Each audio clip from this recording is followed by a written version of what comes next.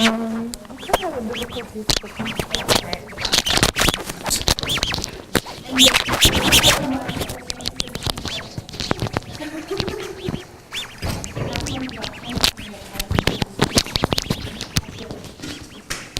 I don't know how to clip this one.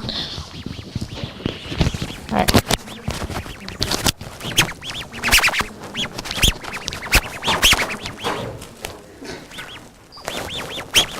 Okay. Am I good to go? This is fine? Okay. Okay. Hi, my name is Maisal. I'm a microbiology major here at the University of Arizona, and this summer I'm working on bone parameters in Dr. Scott Going's lab. So, as I've said before, osteoporosis is defined as a systemic skeletal disorder. It is characterized by compromised bone health, which predisposes one to increased risk of fractures as they age. Unfortunately, there are uncontrollable risk factors for osteoporosis, such as a family history of having osteoporosis, as well as a past history of having broken bones and such. Fortunately, there are controllable risk factors for osteoporosis, such as controlling your dietary intake and also making lifestyle changes to your physical activity.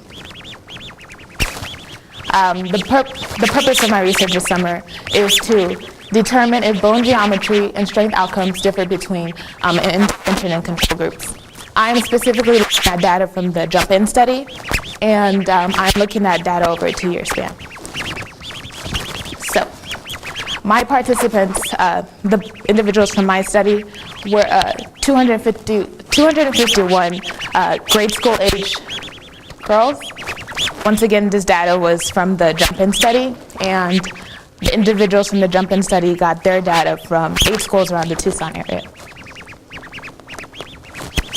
Before the study really began, and before the groups were divided into intervention or control, anthropometric measurements were taken of each individual. This means we recorded down the age, height, weight, from height and weight, BMI, body fat percentage, and the following measurements for each individual.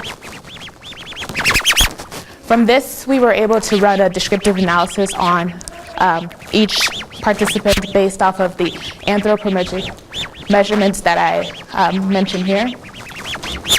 The reason we wanted to run a t-test between the intervention and control group was to make sure that our group was not statistically different. The reason that we wanted the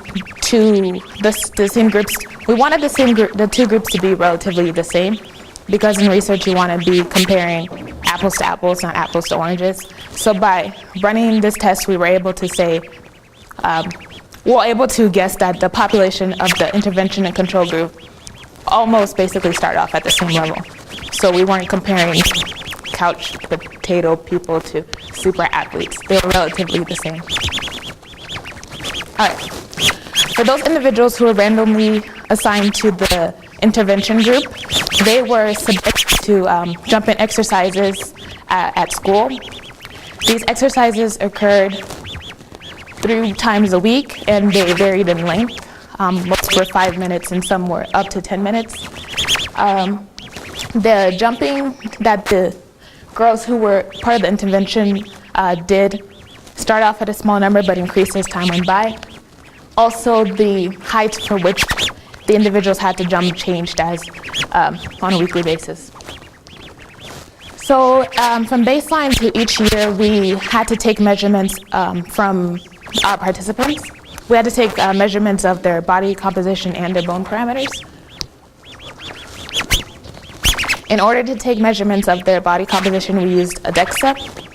How DEXA works is you lay on the blue mat, and the X-rays, the top and bottom, goes across the full length of your body. It usually is 6 minutes, and it's a little less time if you're shorter, because the machine doesn't have to go as long.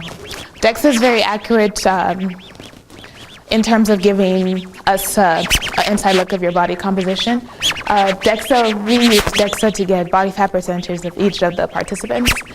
We also use DEXA to measure the lumbar spine of each participant and the hip area as well, because that's one of the areas that is most affected when people become osteoporotic. So DEXA scans were ran at baseline when we first got the participants, at year 1 and at year 2. We also use PQCT, peripheral quantitative computed tomography, to take bone parameter measurements. Over on the right is the PQCT machine, and this is a slide of some of the images that are produced by the PQCT machine. For the participants, we stuck their weight-bearing bones, so their femur and their tibia, in this machine at the various sites listed above to see, to get an idea of their volumetric bone density as well as the structural geometry of their bone. All right, so once we gathered the information from DEXA about the body composition of each of these individuals and as well as the bone parameters from PQCT, we had to find a way to analyze this data and see if our intervention group was different from our control group. In order to do this, we ran a multivariate regression analysis. So this time we did want to see that there was significance between each group.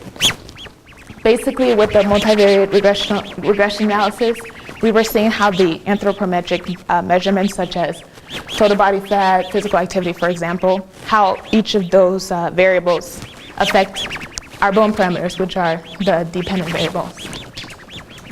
The bone parameters that I was interested in are the following.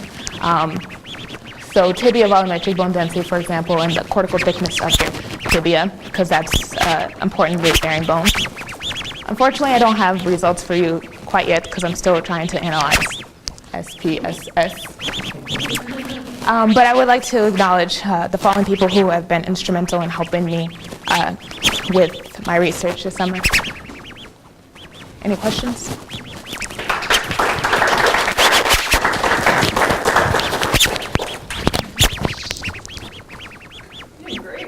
Great. Thank you. Thank you.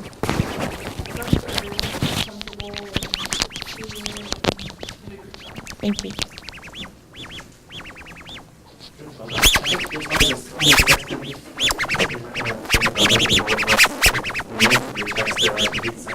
Yes. Okay.